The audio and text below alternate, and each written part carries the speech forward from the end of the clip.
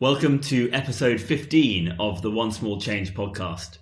On today's show, we have a great friend and mentor of mine, Dr. Miguel Stanley. Miguel is the clinical director of the White Clinic in Lisbon, Portugal, which is renowned as one of the best clinics in the world. He's been there for 20 years providing advanced biological comprehensive dentistry and has an international patient base with celebrity, high-profile individuals such as Cristiano Ronaldo, to name just one. Miguel is a world-renowned speaker at the highest level, has an incredible ability to break down highly complex topics into a language that anyone can understand. And he's also a very passionate individual. He's passionate about excellence. He's passionate about positive change in dentistry. He's created the No Half Smiles treatment philosophy, the slow dentistry movement, which I'm also a part of. He's hosted a TED Talk on dentistry and even presented the first National Geographic documentary on dentistry, which was filmed in Uganda, Korea, Portugal, and then streamed all over the world, which I'm sure we'll get onto later on. He's someone who I've looked up to professionally and personally since the start of my career, and since meeting, I think probably 5 years ago now, back at a conference in London. He's really taken me under his wing and been a real solid sounding board as I've navigated the complexities of being a dentist, a lecturer, a father, a practice leader. So I'm really excited about today's talk. We're going to go really, really deep. And welcome, Miguel. Man, thank you. That was a brilliant introduction, Simon. And let me just say, I'm really grateful that you have me on your podcast. I'm really proud of what you do. I really am proud of what you do. You have a lot of verticals going on at such a young age, and what you've managed to do is quite impressive. And I will say something that a lot of people jokingly said to me. You're way too good looking to be that successful. But man, congratulations. I'm really proud of everything you've achieved, and congratulations on the new baby. It's amazing, and I'm really looking forward to this chat. Thanks, mate. Well, as they always say, you stand on the shoulders of giants, and you've definitely been a giant for me so far. So you're very high profile within the industry for very good reason, both clinically and, as I mentioned before, as a lecturer. But I want to rein it back, as I normally do at the start of our talks, and try and get to the origin of where you are now. You didn't come out as a child with this much, well, you may have done, with this much personality and confidence, I imagine. So what was your childhood like? How do you find that shaped you as a person? I've heard you talk about the fact that I think you sailed across the ocean with your parents when you were very young. I'd love to hear about how that shaped you and really get into that origin story. Well, so I was born in South Africa, in Durban, in 1973, as my other three siblings. I have an older brother, a younger brother, and an older sister. My mother is from Manchester in the UK. Both my grandparents, half my heritage is British. So my mother is a redhead, green eyes, and my British grandmother was from County Cork in Ireland. So I actually have Irish blood as well. And after the Second World War, my grandfather, he went to be a bricklayer in Australia and then South Africa. My father was Portuguese, was in the Navy, and they met in the 60s in South Africa, got married and established a family. So that's why I was born in South Africa. And so I don't really have a big connection to my childhood, let's say up till 10, because I never really went back to South Africa. So I don't see the things that I would associate with my childhood. So I had almost like this, I don't know, I wouldn't say forgotten child. I had an amazing childhood. I mean, I grew up with Zulus, and we were, despite being apartheid, my best friend was we had caretakers, and, I had a nanny, and I loved her like a mom, and she was a Zulu. And so I grew up with that, and that's why we ended up leaving South Africa, because of the climate. It was terrible. It was an amazing time. South Africa was under strict sanctions, so very limited access to television and all of that. So I had a very outdoorsy childhood, and a very just safe and protected and just very blessed. And in 1982, my father sold everything because we wanted to leave that toxic environment of apartheid. And we got on a little sailing boat that was only 32 feet long with no technology on it, a guitar, two cassette tapes, one of Linda Ronstadt and one of Chris Christopherson. So I'm a big fan of country music. And so my younger brother was 2. I was 9. He was 3, sorry. I was 9. My brother was 15 and my sister was 16. My mother must have been late 30s and my father was 50. And we sailed with a sextant and maps, old school, from Durban to Cape Town to St. Helena, where Napoleon Bonaparte died. And it's one of the most remote islands of the British Empire. And that's why they sent him there. And we spent 2 months on that island, and I actually went to school there. There's no airports, there's nothing. So it was a really interesting experience. I actually sat on the bed when Napoleon Bonaparte passed away. And really cool, many years later in Corsica, I went to the house he was born in. So I doubt you'll ever meet many people that have been to the house he was born in, the house he died in. And so then we sailed to Salvador in Brazil. It was amazing. We spent almost a year sailing around. You would call them yachties. So people that live, with nothing, very, very limited, and just the family, so singing songs and eating together and just, you're in a small cramped, it's like a floating caravan, basically. No disrespect to gypsies, but it was like a gypsy lifestyle, So it was amazing. How did you feed yourself? Did you have enough supplies, or were you lined off the boat, or? Well, fishing. So it was just amazing. We thought our dad was Superman, the things that he could do. So fishing, canned foods, canned goods. I actually got scurvy. We read about it at school. Wow. I didn't, because vitamin C deficiency, like massive. And that's why I supplement a lot today. We'll get on to vitamins, I'm sure, later on. But me and my sister, we got it. We got boils all over our bodies. Wow. I actually had some gum disease as a result of that. So when I arrived in Portugal at 10, I had a lot of decay in my mouth. We just didn't know. We didn't know. And I'll tell you some insights into my parents' oral situation. Not many people know about. But with that said, canned foods. And I remember we had a refrigerator that broke down, like a small little ice. It wasn't a refrigerator, it was like an ice box. Remember, this is the early 80s. So the boat was probably built in 78 or something like that. And all of our food that we bought in Brazil got rotten. So my brother and I would throw one rotten potato an hour off the aft of the boat. And we were trailed by 2 hammerhead sharks and a tiger shark for about a week.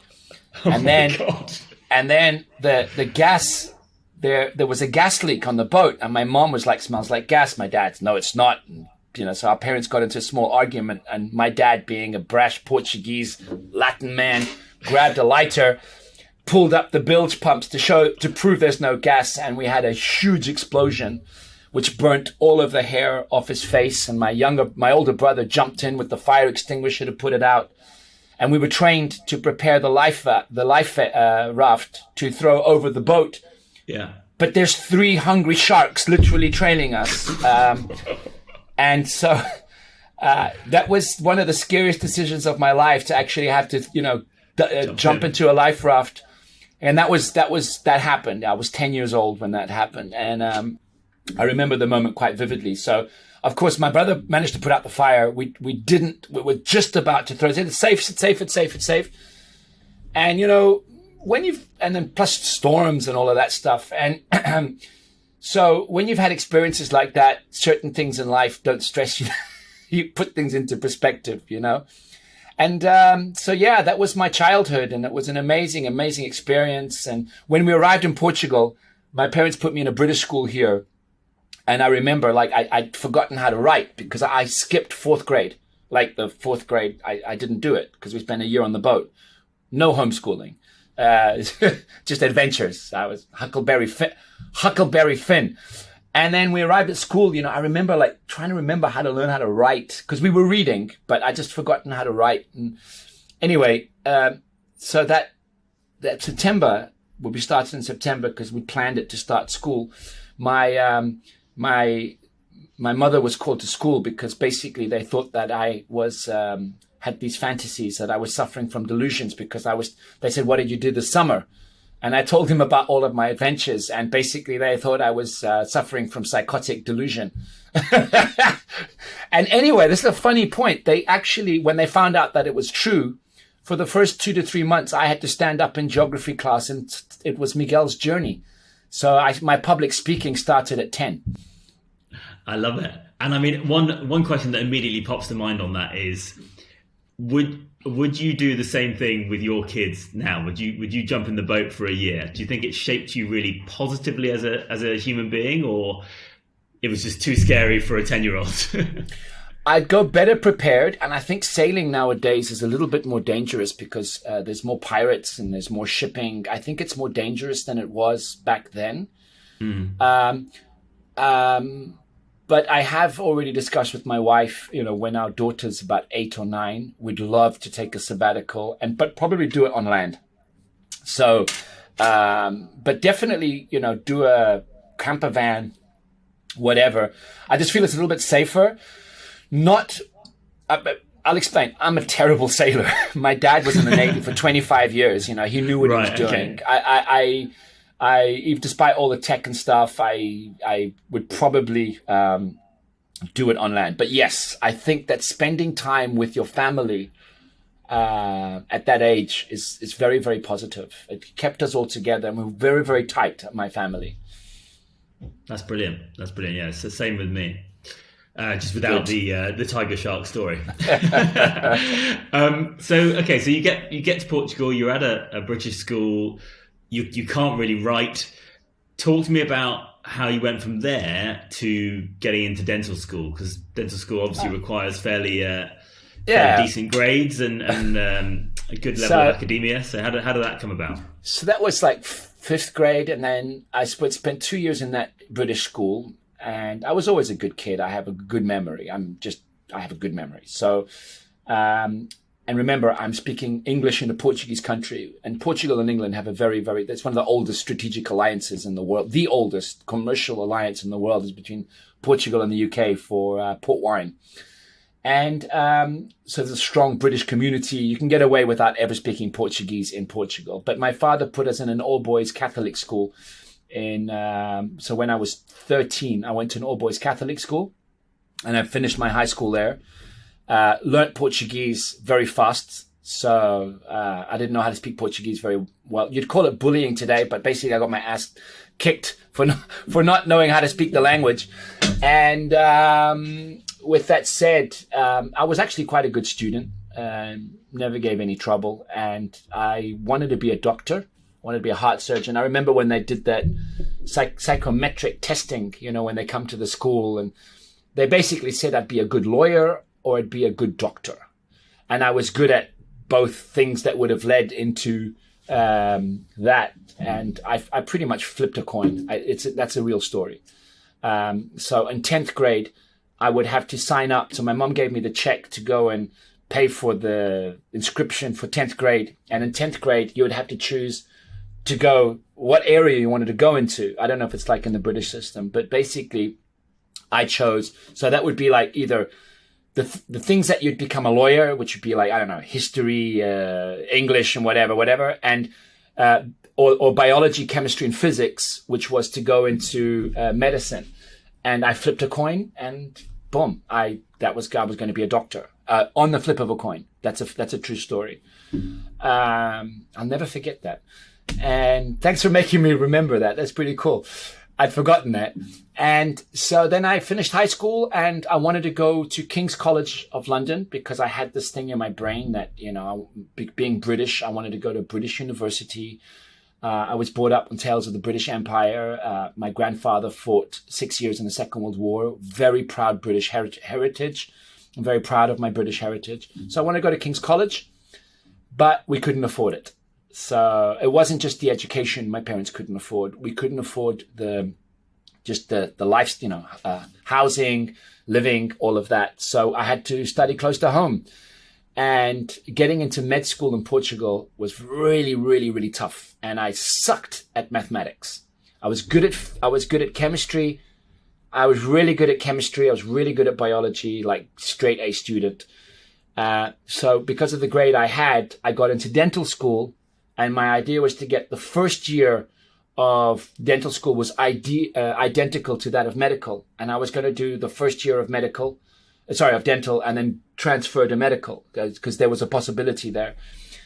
And in my first year of dental school, my best friend, like my best friend, got a job mixing gypsum at a dental lab. And just to make some money and making dentures and stuff like that. And I said I needed a job to make some extra pocket money, and I had a motorbike. So he said, well, why don't you be a delivery boy for this dental lab? So for the first year of dental school, I would wake up at 6 a.m. on my bike. I'd go pick up the deliveries and drop it off at 5 or 6 dental labs before going to school. And so that gave me a little bit of an insight into dental clinics. And I met a few cool dentists. And I was like, well, you know what? There's only 2,400 dentists in Portugal. And I said, to hell with it. I'll stick to this. And that's literally how it happened. Brilliant. I love it.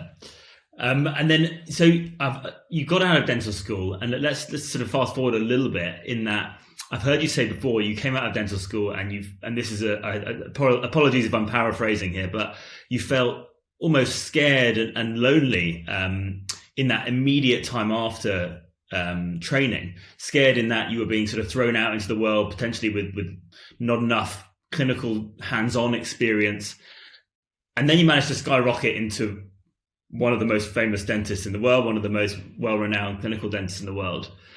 What's if you could distill down that journey, what do you think has been the core driving factor and the secret to that success? I would just add one thing. Coming from Portugal, not from New York, not from LA, and not from London, where you would expect a famous dentist to come from. Yeah. That's an added handicap. Some people in America, next week I lecture for the American College of Prosthodontists. I was the keynote speaker at the ADA, American Dental Association, at their last physical meeting in San Francisco. Most of these people don't even know where Portugal was, look, Malcolm Gladwell is a very well-known writer. I'm sure you know who he is because you do a lot of studying yourself and you work your brain and you work your. I know how much you put into cultivating yourself. Simon, it's amazing to see how you hack your own brain and your own body. And I think any of the listeners right now of your generation or younger than you that might think that your success is easy need to really pay attention to the protocols you put into your life, the stable marriage, and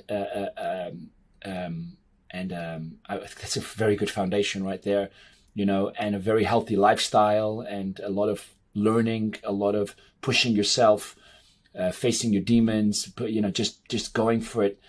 And that in itself is impressive. So for those people that choose laziness and fear, or have that in themselves, because you are not lazy and you're not fearful, because you are scared, but you overcome that because you are focused and you train yourself to be prepared. And those tools need to be a prerequisite to understand my answer. If you don't have those things in you, you will not understand my answer. All right. So when I graduated, I was scared. I was one of the best students, top students in my year, and nobody gave me a job because I had no doctors in the family. And then you started understanding that it was, contacts, and I didn't have any. So you got a kid who got that was one of the worst students in the class, and his father owned a network of clinics, and boom, he's making bank. And I'm like, damn it. Where's the meritocracy here? So it started off really early for me. And I did have a little bit of luck, it's luck. I modeled during my university years. It was just like, it's easy money. I dated a girl, she owned an agency, and I just started doing TV commercials, and I learned a lot how to do TV commercials. I did 83 television commercials in 6 years. So, but I'd never missed class to do this. Do you understand? So I could have done more. I don't know. I grew up where vanity was a sin. Do you understand? I went to a Catholic boys' school. It was beat out of you to be vain. I mean, I know your generation and a lot of people younger than you would look at this and, everybody, the beauty generation. And I come from, my father was Portuguese. A man should never be vain. Now, I'm not saying that that's good or bad, but I always felt a bit of shame in being a model, which is kind of weird. Not imposter syndrome, actual embarrassment, because in my feelings, my instincts, I didn't really like I'm actually a shy person. And I know people say, I'm not going to use the profanity on this podcast, but, Miguel, you're lying. That's impossible. But hey, work with what you're given. And that was just easy for me to be a model. Now, with that said, when I graduated, I couldn't get a job. I had to go work 400 kilometers away from my home. It's the only place in the Algarve, in the south of Portugal, because my only asset was that I spoke English. That was the only asset I had to get a job. So I went to an international practice and they hired me, and I lived in a really terrible little apartment because it was very hard to rent an apartment all year round in the Algarve because of the summer rentals. So for 2 years, I really had a tough time, but I learned a lot. I was young. I saved my money, and the little bit of money that I saved, I invested in my postgrad education. And I took that in Madrid at the Brannemark Center. So I trained in the late 90s, implant dentistry and then cosmetic dentistry. And some of my mentors were Bertil Freeberg, who was the right hand of Brannemark in Gothenburg. So I was like really well classically trained. Mariano Sanz, who's one of the top periodontists in the world. These guys trained me, and Pepe Rabago, who was an amazing prosthodontist in Madrid. And I'm just very blessed to have been lucky with my education. But, I saved my money to go and do that. And very early on in cosmetic dentistry as well. So in Portugal, unlike in the UK, I didn't have to go work on the NHS. It was completely private from day one. I never worked with insurance companies. I never worked with payment schemes from day one. That wasn't really a decision. It just happened that way. All right. I very early understood that having a boss other than biology wasn't for me. I wanted to do what I was classically trained to do. I wanted to do what the literature told me to do. I didn't want to say, okay, the literature says this is what you should do, but my boss or the NHS or whatever governing body is saying this is how you have to do it. I didn't learn that at school. So because of my insecurities of not wanting to fail, I said, well, I just don't want anybody to interfere with what the latest evidence is telling me to do. It's just logic. Do you understand? And the foundation of no half smiles and slow dentistry 20 years later. Do you understand? So it wasn't a business plan. It was just, I want to be a good boy. I want to do the right thing. All right. And remember, I am broke. I'm not wealthy. I'm broke in the second poorest country in Europe. And it's the late 90s. And I'm doing the right thing. All right. And if it's a conscientious decision. If you want to accelerate your financial growth, you are going to cut corners. At whose expense? Your own? Usually some poor guy who's trusting you to do the right thing in their mouth. Again, maybe Catholic moralistic upbringing, to do the right thing. You understand? Morality is something. I had moral education once a week for 10 years. It's very, very important to me to do the right thing. So with that said, I every week, this is not, I don't talk about this often, but not every month, like once a month, I'd come up to Lisbon to see my friends and my family. And there was a clinic in Lisbon of an old professor that I'd been introduced to from a family friend. And he had a space in his clinic. And I said, can I come and work here? Please let me come and work here. I will clean the floor. I will make the coffee. I will answer the phones. I will be your personal assistant. I will do whatever you want. Don't have to pay me. Just because I wanted to come back and work in the capital. No. Now, this is a guy who smokes in his clinic and sterilizes in a UV. Now it's like 1999, so he was pretty outdated. And there was an empty room that had belonged to his brother who had passed away 14 years later that literally looked like a dental museum. And this place is in a really premium neighborhood of Lisbon that had always had the connotation of being, a prestigious neighborhood. Long story short, every month, try, bring a bottle of wine, be nice. I'll wash your car for you. I'll do. And at the 6 months before the end of 1999, he said, I'll sell you my practice. I want to retire. And I was like, oh man, I didn't have the money. I'd spent all of my education. And I went to my family. My brother at the time was a banker in London, but not a very, he was junior level, but had a house that was mortgaged, that he'd bought. So he mortgaged his house as collateral for a bank loan to me. Amazing. And I love my brother very much. And look, so there's some leverage. Maybe not everybody has that chance. That was my lucky break. And he said to me, Miguel, and he was married at the time. My brother got married very young, and his wife and him had to accept to do that, right? And it was quite a risk. And it was, at the time, 999, it was 350,000 euro. That's what I borrowed to set up my first clinic. 2 dental chairs. And basically, he said 2 words to me: don't fail. And that was my nuclear energy for my entire career, to never let him down, because he'd saved us on that boat trip from the to the hammerhead sharks and the tiger sharks. So I'm like, hey, I'll pay you back, dude. So, and that was it. And, just being really good to people, really kind, being very insecure, led me to just give great service. Not having a lot of patience allowed me to just do things really well. So, he said he had 2,000 patients. He probably had 20, but those 20, no, it's true. This is true, right? But those 20 were like, man, this kid knows what he's doing, because I was trained. You understand? They say success is where preparation meets opportunity. I was prepared. I was given an opportunity. But getting back to Malcolm Gladwell and the exponential success that I had, because that was my foundation. He, in his book Outliers, he says, why was Steve Jobs, and why was Bill Gates? And is it because they're intelligent? Is it because they're lucky? Is it because they're, timing? And what he breaks down is basically it's a combination of many, many different factors. All right. I don't think that my journey today would have been possible, because things are different. I mean, there was nothing online back then. There was no books.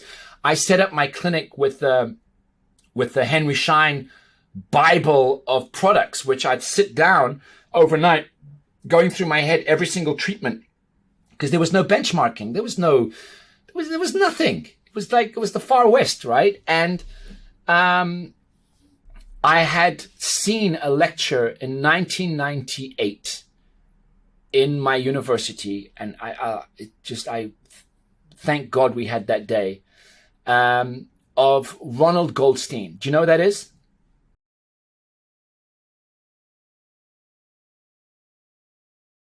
So here I was at university, probably 1998, and the guy comes to my school, and I watched this meeting, and it's just like, it just opened my brain.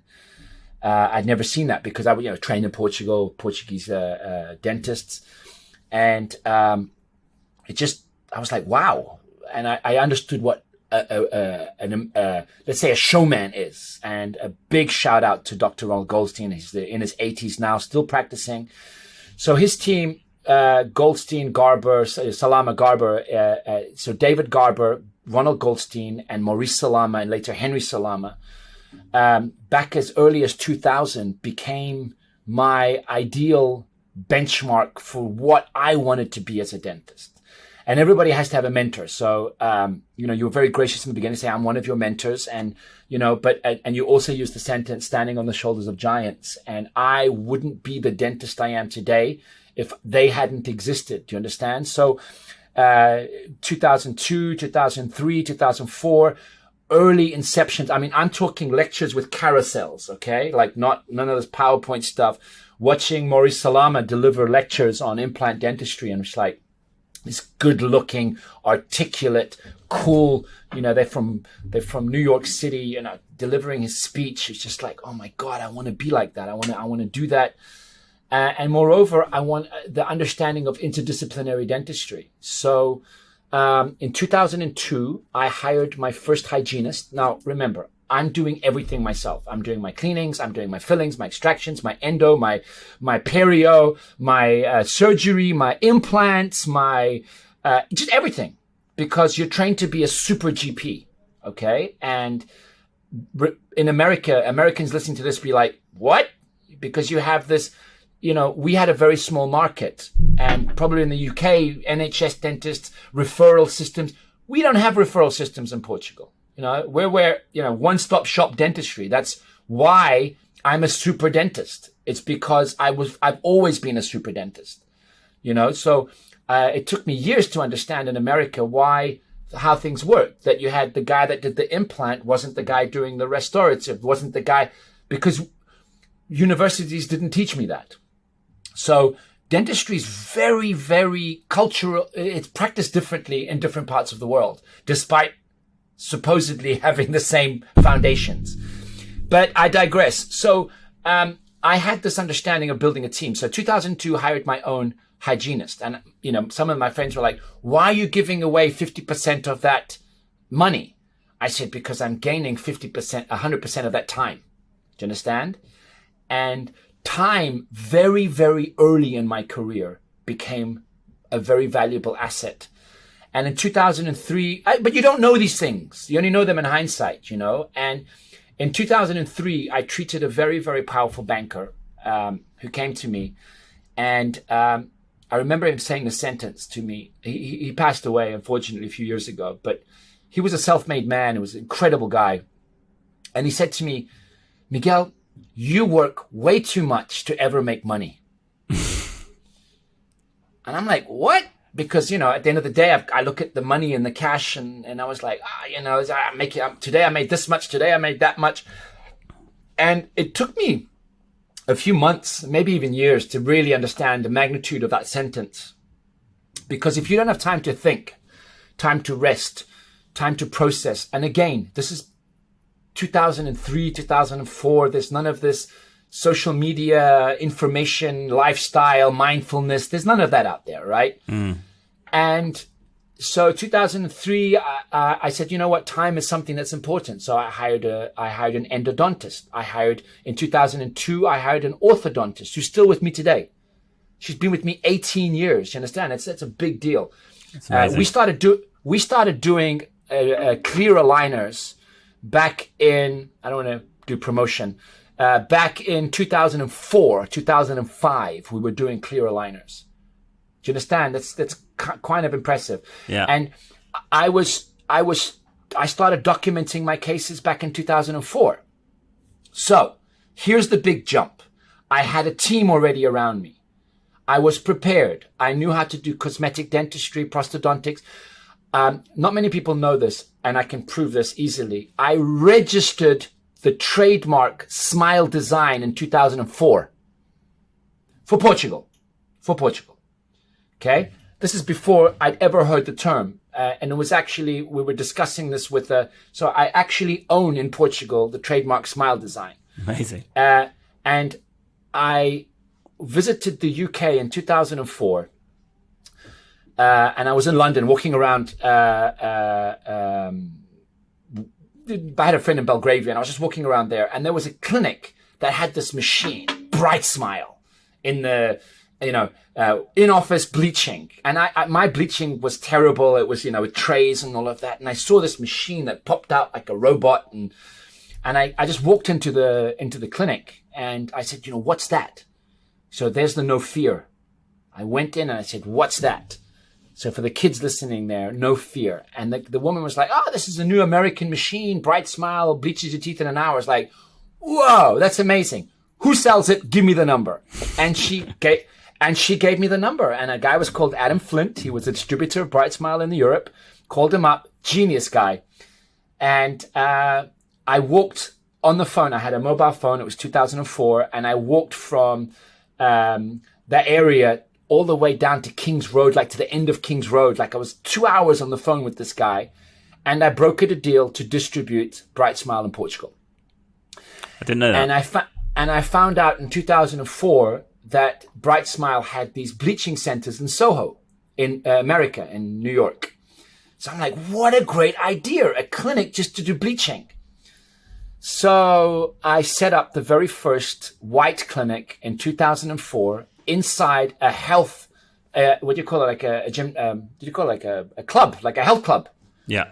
And because I thought, well, healthy people, it was a tennis club, there was a gym, there was, spas, all of that. It was a high-end one. So I rented a room there and I put this amazing, ultra-modern, super cool clinic that had never existed before. And I called it White Clinic.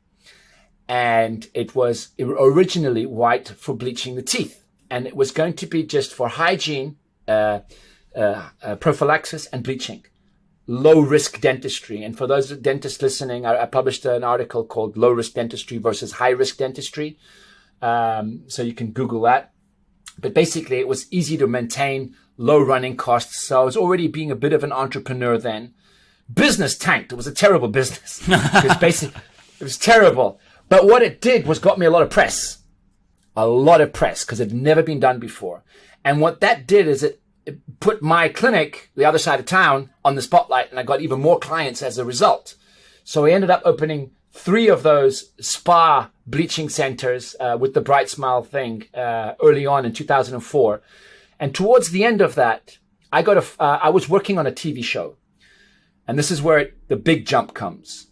I went to the Dentsply Sirona extravaganza in Las Vegas in 2004, early 2005.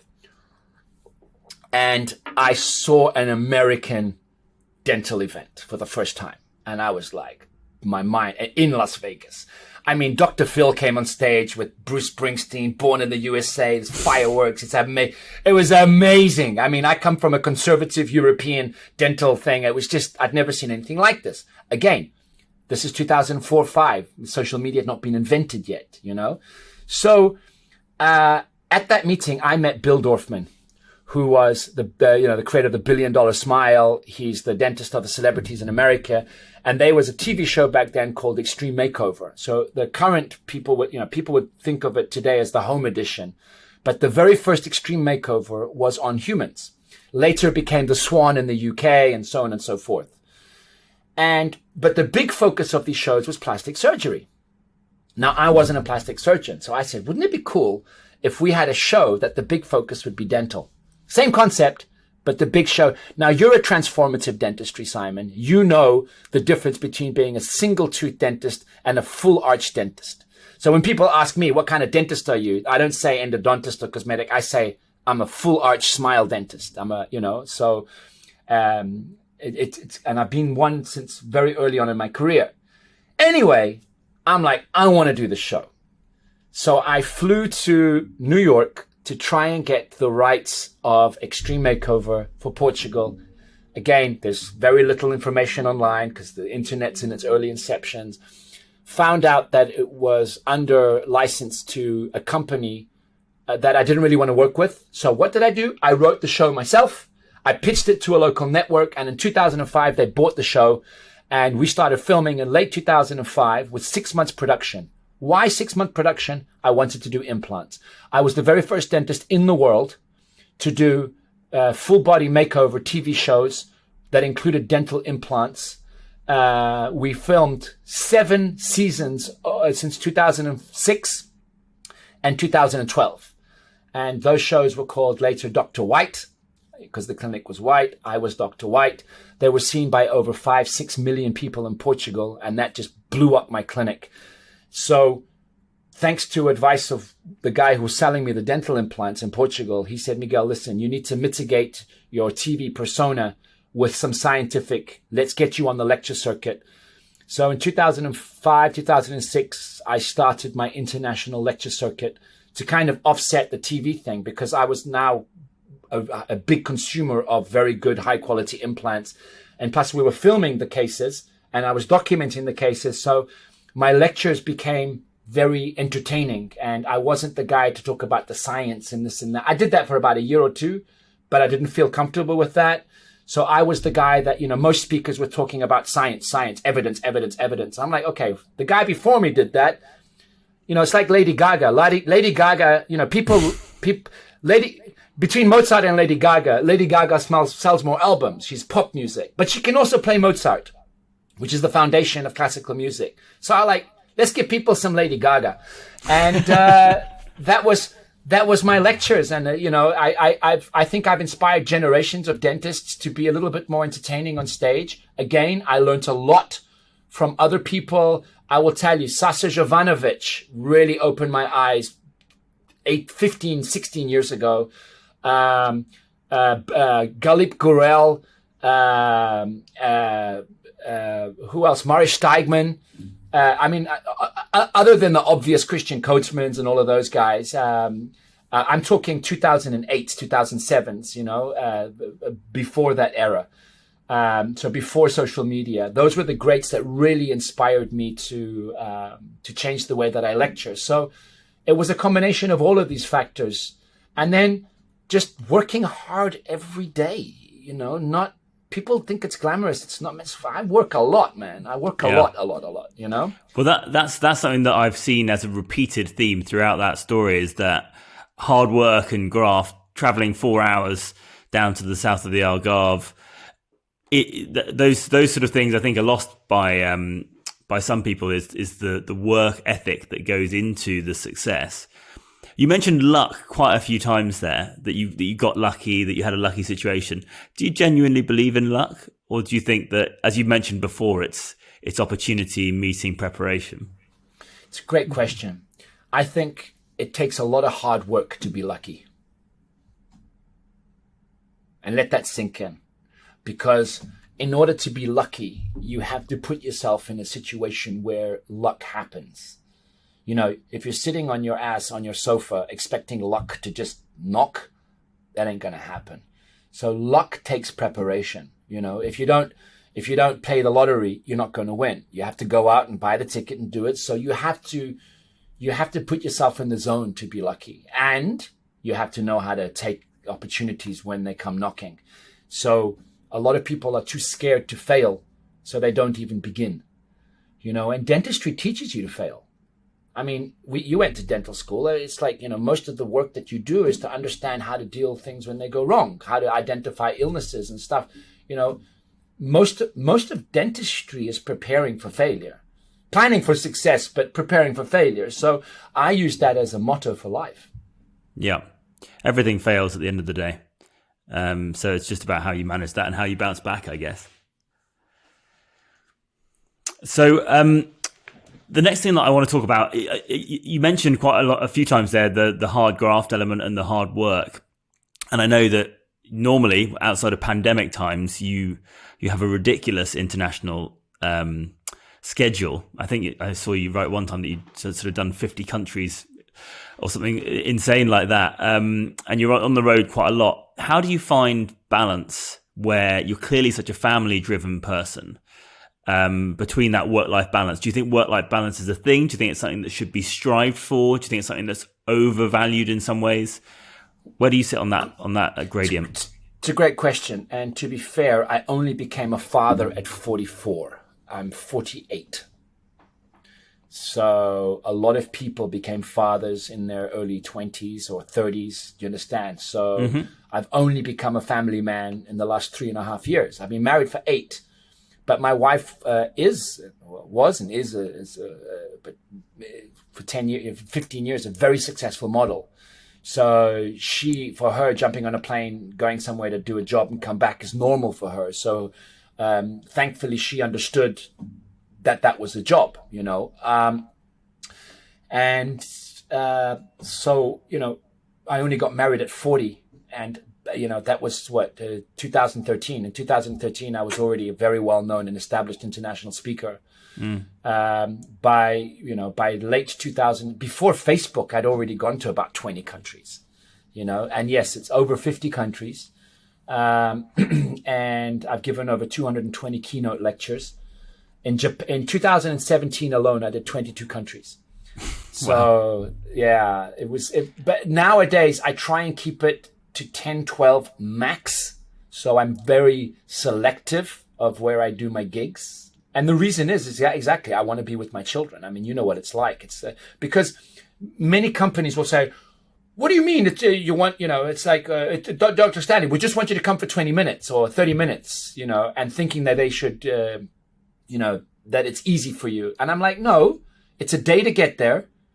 Even if my lecture is 20 minutes or 30 minutes or 1 hour, it's a day that I have to be there, a day to come back, and then a day to calibrate your sleep patterns or your circadian rhythm. And so any lecture, no matter if it's 20 minutes or 8 hours, and I've done both, is a 4-day event. So for all the young speakers out there, just keep that in mind, because you're 4 days not producing at top level in your clinic. And that's why the pandemic's actually been quite a blessing in disguise, because I've been incredibly focused here at the clinic and quite extraordinary results. Do you have with all that travel, do you have like a set protocol that you implement to try and keep your Yes. body, your mind fresh? Because obviously you need to be on your best performance, right? And if you're jet lagged and how do you manage that from a self-care point of view? When I was your age, and before cameras were everywhere, I'd go and I'd actually look forward to the after party, and I'd have lots of fun and all of that. So it was actually really exciting. It was a great way to travel, see the world,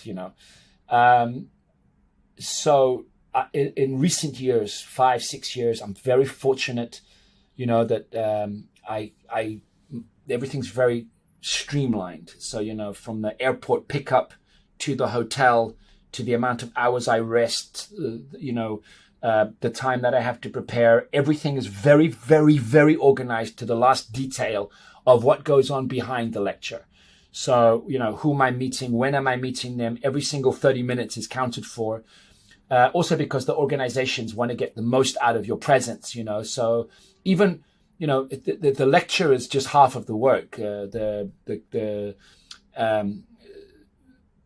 Your presence, even at social events, is part of the show. You know what it's like. You've done that yourself. So, and that's actually more tiring than a lecture.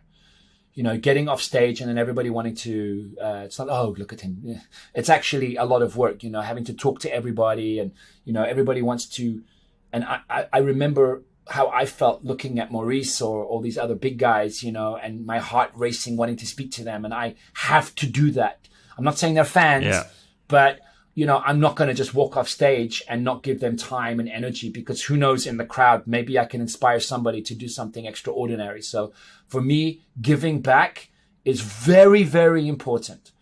So I've done that with you. I've done that with a lot of people, when I met you, 2013 or something. So it's really, really important to give back. And that does require a lot of energy. So nowadays, I try and keep my presence out of the country as small as possible. Many times, once that work is done, jumping back on the first plane back, and then trying to sleep on the plane, a lot of water, a lot of hydration. And, in the last year, I've given up alcohol completely just because I can't deal with the, I stopped completely. Even if just, if I actually did a DNA test, we can talk about that later. I know you want to find that out. That I process it badly. So I'm just like, done. Sugar, done. So yeah, very focused on my physical health, my mental health. And you'll see there's a bunch of other guys out there. It's just not rocket science. Your body is your temple. And if you want to be, if the work that we do requires so much mental activity, physical activity, focus, if you don't take care of the machine, man, you're going to fail. So much like a high performance athlete, and I do treat a few, and you know that, you see their regimes and you're like, okay, we're high performance athletes as well. Absolutely. So obviously we've talked a lot about having a high profile, and this is something that you really helped me with start of 2020, I think it was, where I was having a bit of difficulty myself with criticism, trolling. With a high profile comes a lot of negativity, and everyone's striving to find your potential flaws, I guess. Can you speak a bit to your experiences with that and how you've dealt with it? If it's just water off a duck's back for you now, or if it's still something that affects you? Simon, we live in. You've got it harder than me. Several reasons. I have the benefit of being a decade older, and it started with me very young. I mean, and you're a really good-looking guy. You've probably had to deal with jealousy. Your wife is smoking hot. You're a beautiful, gorgeous couple. You dress well. You're smart. You walk into a room, head swivel. And if you've been dealing instinctively with jealousy all of your life, all right, so just deal with it. Everybody's talking about privilege and all of that. I mean, come on, you can't be at fault for what your family have built for you. I mean, otherwise, why do we all work? Why do our parents work so hard if it's not to give us a better life? So jealousy is just part of existing. It's part of existing. It's really unfair in many times. It's just really, really unfair, But let's say I would go for a casting when I'm 18 years old or 19 years old for a really well-paying TV ad, and there's 2,000 people running for the slot. I get it, and not my best friend who was blonde and blue-eyed, very good-looking guy, because they wanted a guy with brown hair. It was that simple. And I didn't freeze up on camera and so on and so forth. So everything is it's part of the thing. So I also had to deal with jealousy early on. I didn't think it was so aggressive in dentistry. I really didn't, I mean, it's such a small community. Jealousy in dentistry is really toxic. And it's a global phenomenon. This is how I deal with it. If you want to judge me, I will take criticism from anybody that has my CV or up. I will learn from anybody. And I'm humble enough to want to learn something every single day. And I have learned things from the most unexpected, from kids, from young graduate students that suggest things. I'm open to suggestion. I'm open to criticism. Negative criticism? You better have my CV and my hours of training, my technology, my clinic, my infrastructure. Then we can talk at the same level, like the G7, or the G12. So I that's how I protect myself from that. Do you understand? And that's why I'm not on Twitter. Twitter's highly toxic. I really think you need to eliminate toxic people from your environment. So again, Simon, look at your setup as a practitioner. Not many dentists have that. So if they want to criticize you, they better have your setup, your skills, your thought process. And I'm not saying, let them have their way of doing things, because jealousy is just part of life. You mentioned Cristiano Ronaldo has a great sentence, which is, your love makes me strong. Your hatred makes me invincible. Something like that, and even in Portugal, the guy after his 4th golden ball, people in Portugal would still compare him to Messi. The guy had to win 5 gold balls, Ballon d'Or, to finally, maybe he's the best in the world, And also remember this is something that I think it was Marius Steigman who said once back into, because he's a really amazing speaker, it's a lot of fun. He said, for those that don't know, he's one of the top periodontists in the world from Germany. He said, you're always hated closer to home. So the closer to home it is, the more intense the jealousy, which is normal. That's why probably I've never been invited to lecture by an official Portuguese dental society. Ever. That's crazy. Ever. Ever. People think that in Portugal there's this thing that I don't get, that I refuse invitations because I'm a prima donna and it's beneath me. I have never been invited by an official Portuguese dental society. Absolutely insane. There you go. So how do you deal with it, man? Just look, do your job. Think of it this way. Most dentists that you know that are jealous or critical of you ain't ever going to help your bank account. So focus on your friends, your family, and your patients, period. And the companies that support you, because, that's the only people you need to be focusing on. And anybody that wants to spend time criticizing you isn't worth your time to think about them. Absolutely. I want to dive a little bit into something that I've seen you talking more and more about over the last, certainly quite heavily over the last 3 or 4 years, which is sort of the concept of biological dentistry. And you've probably been doing it for many years before then, but it's certainly come to my eyes over the last few years especially. How do you see dentistry fitting into whole body health? How do you see the role of things like vitamin D and vitamin C and those sort of elements contributing to how you look after your patients? That's a great question, and it's my absolute passion right now. And I just found this new energy in my profession. I've always reinvented myself year after year, and you're part of a lot of chat groups and all of that. And if you go around the world, the pinnacle of dentistry today is a full mouth restoration.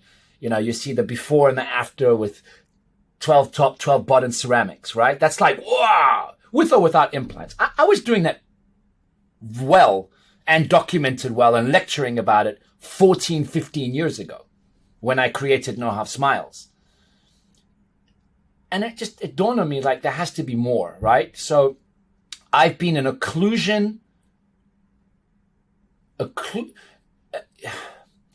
and again, everything I say, it's been written by me and documented somewhere in the past. Yeah. So, but for me, aesthetics stopped being the primary goal a few years ago, this Hollywood smile. And I was one of the first guys to create the Hollywood smile in Portugal in 2004, 2005.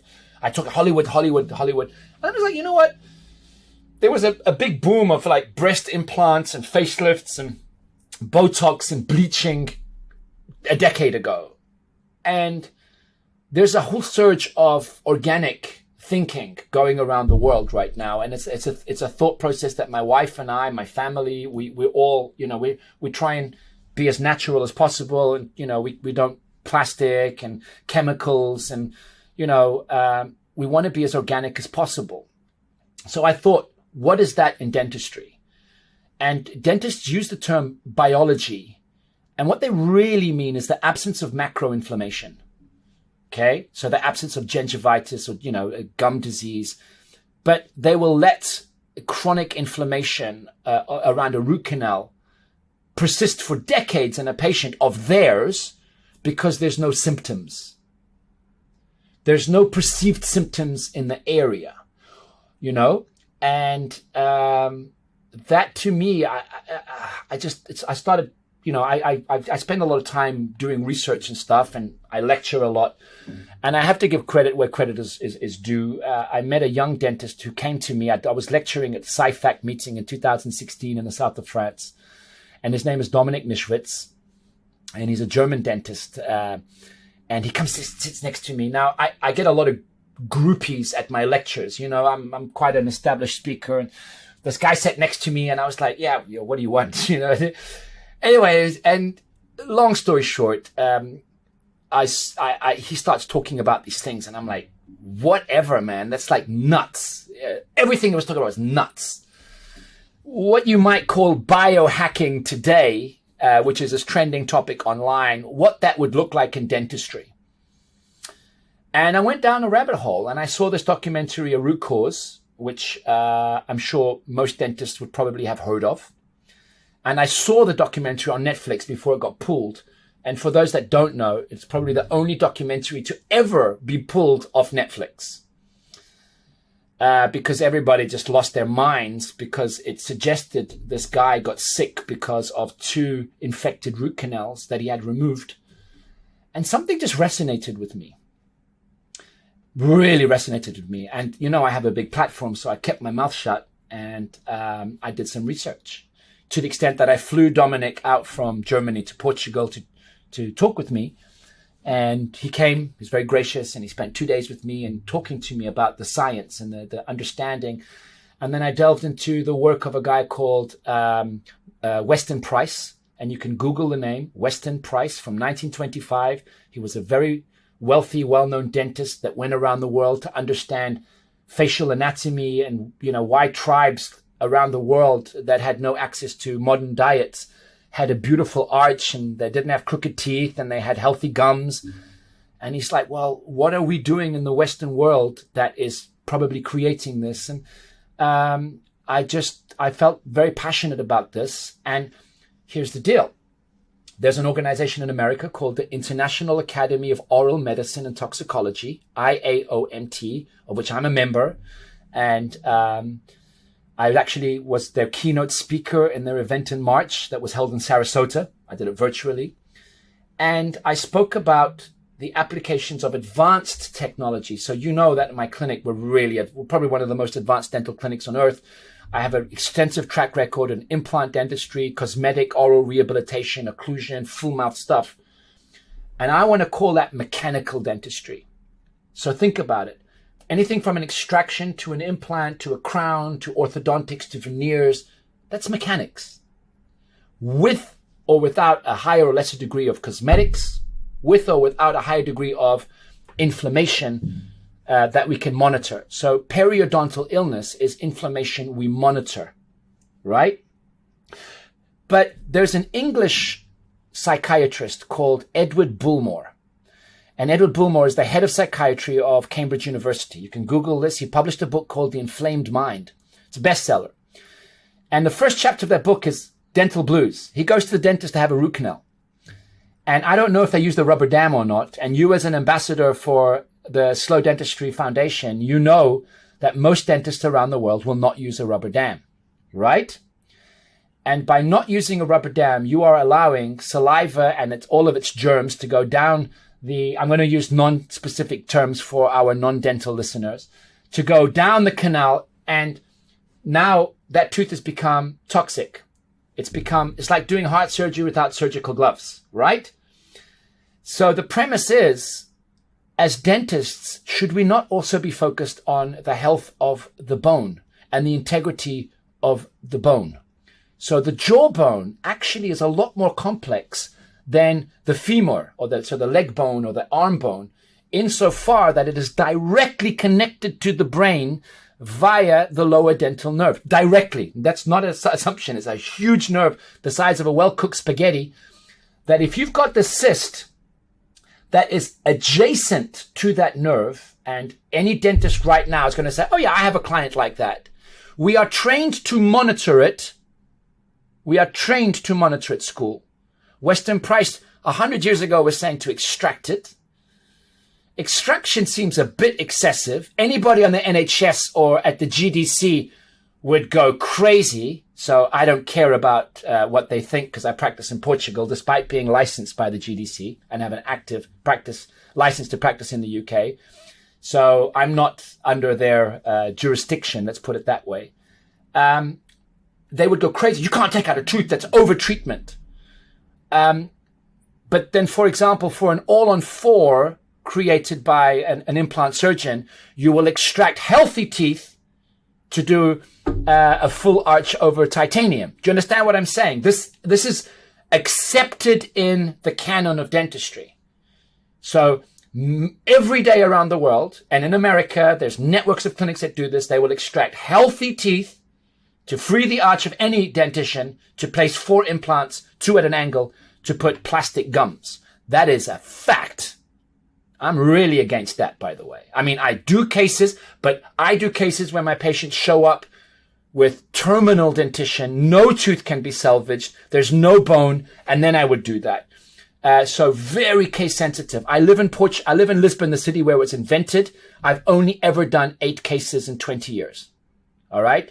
Because I'm a restorator. I try and restore the bone. Anyway, I digress. So what biological dentistry is about looking at inflammation in the body, low-grade infection, low-grade inflammation, reducing that. And then if you combine that with functional medicine or functional dentistry, the understanding of occlusion, the understanding of, balance, and then sleep medicine, combining the airways and the position of the arch. So we're working with Dr. Suresh from Canada, creating. So you can actually build sleep apnea devices into the prosthetics if you understand full arch restorative dentistry. And that's where we use software and technology.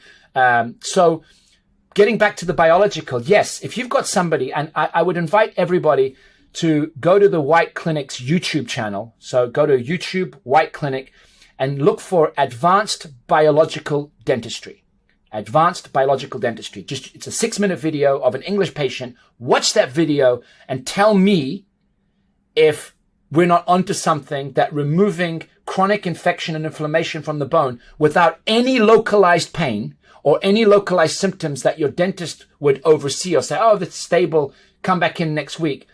If we're not onto something that we should take a step further and stop just being mechanics and start focusing on the immune response and on low-grade chronic inflammation from the body. And if you think about chronic illness, anything from Crohn's disease to multiple sclerosis to Alzheimer's to anything, the fundamental cause of that is inflammation. You want to get rid of that. So who are the only doctors that are pretty much unregulated on what they buy? So, of course, if you're buying it in Europe, most likely it's CE approved, right? But as a surgeon that you've got cheap stuff and expensive stuff. I'm also, for example, an ambassador of the Clean Implant Foundation that regulates implants under scanning microscope. A huge amount of implants on the market today have organic and inorganic impurities during the packaging after sterile. So they're sterilized, but they're dirty. Do you understand what I'm saying? People don't even understand that. And what they're doing, going to a local dentist that's offering the cheapest implant possible to be inserted into their bone marrow, that with a nerve that connects directly to their brain. And if you read anything about Edward Bullmore, inflammation can lead to depression, anxiety, mental illness, all the way up to dementia. So if you start connecting the dots, you're like, hang on. Dentists need maybe a little bit more regulation on what they're putting in the jawbone. And we have to stop thinking just of mechanics and start thinking of deep immune biology and not just the absence of infection or inflammation. And that's where I'm headed, and I'm loving the journey. Yeah, absolutely. And I'm loving the passion for it as well. As you say, it's I think there's a bit of a disconnect sometimes between how we act and how we control our own lives and our diets and our supplementations and that sort of stuff. But yet we still follow certain dogma that's been around for so long. And I think with the absence of any change, I can't remember the exact quote that I heard, but if you always do things the way they've always been done, that's one of the most dangerous things that you can do, because as you rightly say, technology advances, our knowledge advances. At one time, the best scientists in the world thought the world was flat. So we have to develop. Otherwise, you might think that we're being safer by doing nothing and doing things the way they've always been done. But actually, we have to change for the safety of our patients and of our own ethics as well, I guess. And not just that. Listen, I know your podcast is heard around the world, but last week I gave a lecture to King's College of London's Student Association. Mm-hmm. So finally I got into King's College after all. But and one of the questions was, because I've been working with CBCT, which stands for cone beam computerized tomography, like a CT scan of the mouth.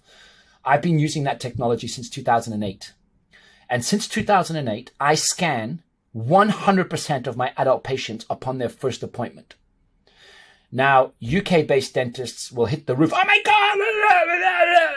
But guess what I get with that information? First of all, it's digital, and you are part of a lot of digital organizations. And you know that the radiation in these low-grade, in these CBCTs, these digital CBCTs, is residual to the extent that it's compared to the same radiation you'd catch on a flight from Lisbon to London, right? So by taking the information that the UK governing bodies have, I believe is outdated and needs to be upgraded, because the information you get from a CBCT on the first visit means that instantly you're no longer a dentist, you are a doctor of the you're a physician of the oral cavity. You can get to see everything, the sinuses, the bone, infections, everything in a 3D perspective. So I've been doing that on all of my patients for 13 years now. Do you understand the difference? And I think that we should, I think it's bad not to do it, let alone, to have that discussion, because it allows you to see so much more. And I really hope that change will come soon in that regard in the UK specifically. Yeah, absolutely. Well, I think, as you say, as technology advances, and I heard you speak about this before, actually, and it's a topic that I'm really passionate about. I know it's one that our good friend Kyle Stanley is also very passionate about, is how technology is going to make dentistry better for the patients, better for the clinicians. It's going to remove any distrust or any opportunity for people to be untrustworthy, I guess, by bringing the diagnosis into the technological sphere. And I think that synergy between artificial intelligence and well-trained ethical clinicians is going to create a much safer environment for everyone. I love that topic. So I was a keynote speaker in 2020, my last physical meeting in Chicago for the American Society of Prosthodontists. And my last slide was, what will AI do to dentistry? And I said, it's going to take a time before robots take over. But what AI will know, it will know what you did wrong. It will know what you did wrong. So I believe that within a generation, there will be technology where a person can go to a scanning center and it will tell them if their dentist overtreated, misused technology. I believe blockchain will come into products. I think that the ownership of what goes into the patient's mouth has to be the patient's decision and not the dentist's decision. Because too many patients mistake, he's a high street doctor. I'm not going to say addresses, but his clinic is a high street. He drives a Bentley. He does a $2,000 suit. No disrespect to who does that, please. But the money should first go back into the patient's mouth, and what's left over after tax goes to fund your lifestyle. And I think that too many doctors are taking out the money and putting in some cheap stuff into people's mouths. They're cutting corners on time. They're cutting corners on materials. And what AI is going to know is if you kept your word and kept your bond and kept your ethics. And that's something I'm very passionate about. And I just think we have a moral duty to our patients to do the right thing. I mean, seriously, you can't bank on ignorance. That's not fair. Yeah. Well, it comes back to what you said from the start, which is that's your driving force, right? Is always wanting to do the right thing. And I think that's super important. And I'm honestly very proud of you, because you work the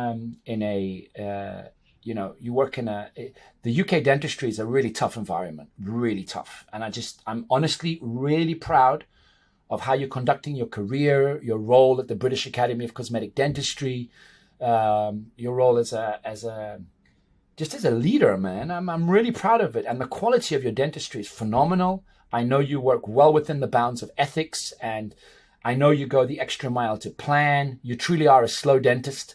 We're very honored to have you on board, you and a few other good guys in the UK. And I'm just really, really proud of, you never took the easy route, and you're doing some exceptional dentistry, Simon. And I really, really applaud you on that. That's very kind. That's very kind. Well, we're coming to the end now, but I want to quickly drive a few last little value points out of you, a few little insights into Miguel the man with our rapid fire round. So I know you mentioned that there was a guitar on the boat when you were 10, and I know that you're a passionate musician. Do you have a favorite song, and is there a reason behind that? Yes. Well, favorite song depends on the mood, but quite frankly, today I don't have a favorite song. I used to. Right now, I have in my head the music that my 3.5-year-old is singing. So whatever she's in, Baby Shark. No. She's now into Justin Bieber. Right. Yeah, she's Justin Bieber. So I'm now a Justin Bieber fan. That's brilliant. What are you most grateful for right now? Being able to talk to you, being able to go home, being safe, just being able to be afforded the opportunity to help other people, being healthy. The world is going through a lot of chaos right now, Simon. Media we're going through a pandemic. There's a lot of political unrest everywhere, social unrest everywhere. But if you turn off your television and you turn off your social media, I'm not saying turn it off, just like stay away from it for a while and just go for a walk and look at a tree and a bee. The bees are out and about now, and just go back to basics. It's a beautiful planet we're living on. 100 years ago, life expectancy was half of what it is today. We're lucky to be alive. I'm very grateful to be alive. Yeah, I love that positivity. I think it's so easy if you let all those information streams come at you every single day, it's very easy to be taken away by the negativity. But I completely agree. It's a great time to be alive, and I'm very grateful to be safe and healthy. What do most people get wrong about you? That I'm arrogant. Yeah, that I'm arrogant. I'm not arrogant. I'm just a fast thinker. I'm very intuitive, and I don't have time for people that have the wrong intent when engaging with me. And by wrong intent, it might be right for them, but it's wrong for me. So, I only have time for people that are good people, that are polite. Anybody listening to this, if you want to ask me a question on social media and I don't know you, my Instagram is open, but message requests are not. I receive over 100 message requests a day.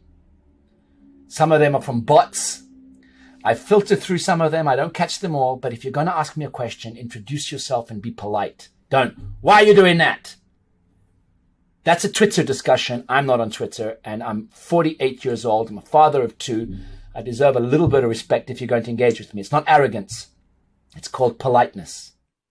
Yeah, my dad always taught me manners maketh man. That's one of his favorite quotes, and it's so important. I think manners are so underrated nowadays, and that they cost nothing, but they're so valuable. Not just that. It's like, please have a little bit of empathy into perhaps, maybe you've got 3 hours free in your day between classes or between whatever you're doing, and you want to write me a message this long, but that's going to take me 20 minutes to read, some time to process, and probably 30 minutes to reply. I don't have that time. Because I'm healing people in my practice, or I'm with my children, or I'm writing my books, or I'm writing my articles, or I'm lecturing. Do you understand? So it's not that I'm disrespecting you. I'm a human being. I don't have the time. So it's not arrogance. It's just, do you understand? I'm Absolutely. not an arrogant person. But also you care about your response, and if you're going to respond, then you want to deliver a response that actually is well thought through and actually provides value for that individual. You can't do that for everyone, and in some ways you're better off if you're just going to put a half-assed ignore it. If you're going to put a half-assed response back, which many people would do just to do the volumes, then it's a negative for both individuals. Even on my social media, I mean, I just put the heart or the like button. I don't write thank you to everybody. And like, for example, I'm 48. I've traveled the world. I've got friends everywhere. I love them all.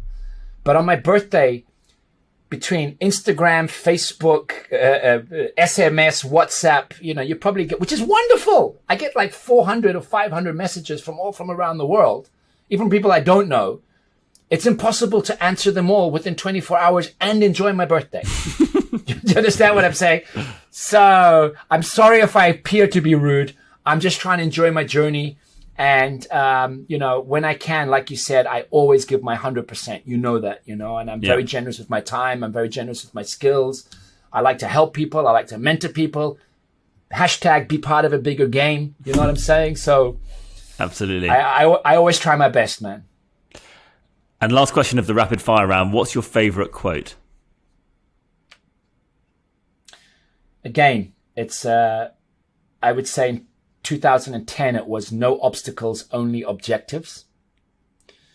But nowadays, my favorite quote,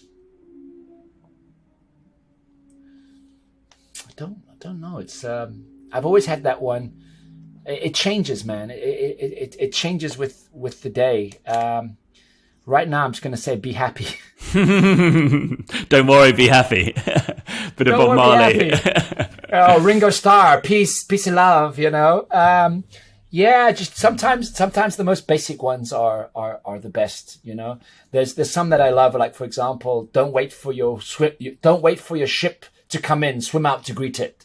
You know, there's a lot of great ones out there, but I think everybody's got to find their own. And again, it changes. Don't be scared to change. Don't be so you know, I looked at Iggy Pop. I looked at Iggy Pop the other day. Everybody who doesn't know who he is, he's a very famous punk rocker from the 70s. And he hasn't changed his look in the last 40 years. You know, he's got this long hair. He's like 80 years old. First of all, respect to Iggy Pop. And he was giving an interview the other day, and, you know, he's no longer, he goes to bed early, he sips his tea, and I'm just like, how difficult must it be to stick to that identity for 40 years? Don't be scared to change. Don't be scared to change. You know, hey, I want to be something different. Don't be scared to do that. If you have an identity, don't be scared to break it. You know, some of the best pop stars in the world change their identity every 10 years. Don't be scared to change that. Absolutely. I love that philosophy, and it's something that I'm really embracing at the moment, is that we're also keen to label ourselves as, for example, I'm a dentist. That's all I am, and that's all I'll ever be. Whereas life has so much opportunity that we can grasp, and why can't you be? For example, you said that you flipped a coin and you ended up being a dentist instead of a lawyer. There's nothing to stop you being a lawyer in the future if you ever wanted to be. Only 48. Only 48. Exactly. Got time to do everything. But much like you, I'm loving being a dad. It's the greatest job in the world. It's such an incredible blessing every day just to see those kids grow. And it's the hardest and best thing that I've ever done, certainly. By the way, I have to say, I follow your Instagram. Dr. Simon Chard, and I'm a big fan of your cooking, man. I want to have breakfast. I just want to have breakfast at your house one day. All right. It's the Burford brown eggs. I'll send you some over. I'm like, man, you got, you know, it's like, honestly, I can understand why so many people would be jealous of you, because you're hard to keep up with, man. I'm impressed. I'm in awe. You're the real deal. I see how, you know, I got a mad respect for you, Simon. And, it's very kind. You know, it's not just that, you're consistent in your growth. You know, a lot of people have ideas and maybe they do it for 6 months or a year. I have a lot of time and respect for you. And I think the future holds amazing things for you. And you're a pillar of society, and I respect you a lot, and I will always have time for you, my friend. Oh, that's very kind. Yeah, well, consistency is everything, I think. Without consistency, we're all destined to fail in all of our endeavors. Well, Miguel, I'm so grateful for all of the time. I've got one last question for you before we wrap up, which is the question that we asked to all of our guests on the show. What's the one small change that you have made in your life that you wish you'd made earlier? Stop drinking. Wow, really? It's been that powerful for you? Yeah. Without a doubt. And, you know, I never drank during the week, except if I was out of the country or on holidays because of work, right? But I'm not saying never, like, you know, but in the last 10 years, no. So, you know, weekends, I live in Portugal. We have wine. And already 6 years ago, I stopped drinking spirits. So, like, but wine is so good, right? And I did this DNA test only a year ago, and I found out that actually my liver doesn't process alcohol that well. It's a genetic thing, you know, like methylation or whatever. Mm-hmm. So I was always quite a lightweight, like I'd have 2 glasses and I'd be, you know. I quit completely. I lost 6 kilos after 4 months because of the sugar. Wow. You know, so also, by the way, that DNA test proved that I process sugar badly. It goes hand in hand. So cutting alcohol and sugar from my diet, just my brain power, just the clarity, the waking up fresh. It was an amazing thing, and I wish I'd done it sooner. And I'm sticking to it as a lifestyle change. Brilliant. I love that. Well, thank you so much for your time, Miguel. It's been a fascinating insight into the story and into your driving thoughts behind your success. I'm looking forward to seeing you again in person soon, hopefully. You too. And You too. Have a great day. Catch you next time. Thank you very much for your kind, well-structured questions. I do appreciate it, and I hope to see you soon, my friend. Bye-bye. Thanks. All the best.